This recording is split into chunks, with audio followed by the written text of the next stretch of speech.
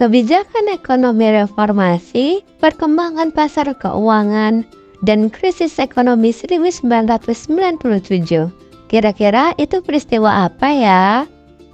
Kalau menurut Mimin, sepertinya itu peristiwa yang terjadi pada saat diterapkannya kebijakan moneter di Indonesia. Agar sama-sama tahu, yuk kita belajar. Ready for action, let's go. trouble 물을 찾으러.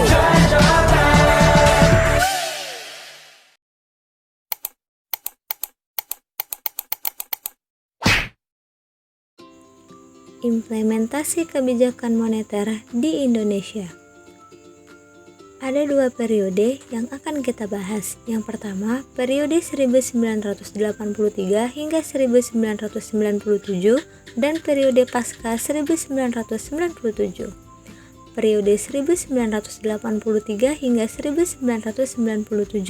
Pada periode ini, ada beberapa peristiwa yang terjadi.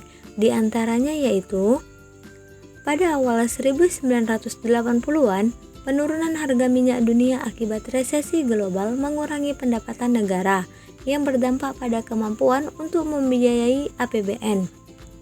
Pemerintah yang sebelumnya dominan dalam perekonomian mulai mendorong peran sektor swasta untuk menggantikan peran tersebut guna menjaga kelangsungan pembangunan nasional. Sejak awal 1980-an, kebijakan deregulasi, debirokratisasi, dan liberalisasi diterapkan di berbagai sektor seperti perbankan, keuangan, perdagangan, dan juga investasi. Pada 1 Juni 1983, kebijakan deregulasi perbankan diterapkan, membuka era liberalisasi sektor perbankan dan keuangan Indonesia. Perkembangan pesat sektor perbankan mencakup peningkatan jumlah bank, tabungan, deposito, dan juga kredit usaha. Pasar keuangan berkembang dengan meningkatnya volume transaksi dan produk keuangan seperti saham dan obligasi. Bank Indonesia beralih dari pengaturan kredit langsung ke kebijakan pasar, seperti lelang sertifikat Bank Indonesia atau SBI sejak 1984 untuk mengendalikan likuiditas. Pada 27 Oktober 1988, kebijakan moneter, keuangan, dan perbankan disempurnakan, termasuk penurunan cadangan wajib minimum dan pelonggaran izin pendirian bank baru. Kebijakan deregulasi mempercepat perkembangan sektor perbankan dan keuangan Indonesia. Munculnya masalah decoupling mengakibatkan kesulitan dan mengendalikan jumlah uang beredar akibat beragam produk perbankan dan pasar modal. Liberalisasi sektor keuangan menyebabkan aliran dana luar negeri yang pesat, terutama pinjaman luar negeri swasta berjangka pendek yang meningkatkan ketergantungan dan memperburuk krisis ekonomi 1997. Periode pasca tahun 1997. Terjadinya krisis ekonomi pada tahun 1997 berawal dari krisis moneter, yang kemudian berkembang menjadi krisis ekonomi, sosial, budaya, dan politik. Penyebab utama krisis yaitu penarikan dana masyarakat dan pelemahan nilai rupiah terhadap dolar US, yang menyebabkan kepercayaan terhadap rupiah menurun drastis.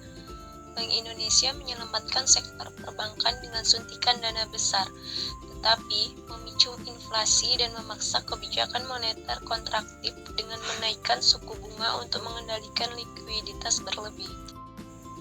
Krisis mengungkapkan kelemahan struktural dalam perekonomian Indonesia dan meningkatkan kerentanannya terhadap pergerakan aliran dana luar negeri.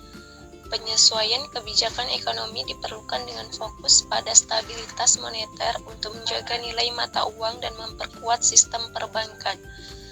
Pada tahun 1999, Undang-Undang Nomor 23 Tahun 1999 menggantikan Undang-Undang Nomor 13 Tahun 1968 tentang Bank Sentral, yang memberikan Bank Indonesia tugas utama untuk menjaga stabilitas nilai rupiah. Bank Indonesia memiliki 3 tugas utama. 1. Menetapkan kebijakan moneter. 2. Mengatur sistem pembayaran. Dan 3. Mengawasi perbankan yang saling berkaitan untuk mendukung pertumbuhan ekonomi dan daya saing Indonesia di pasar global.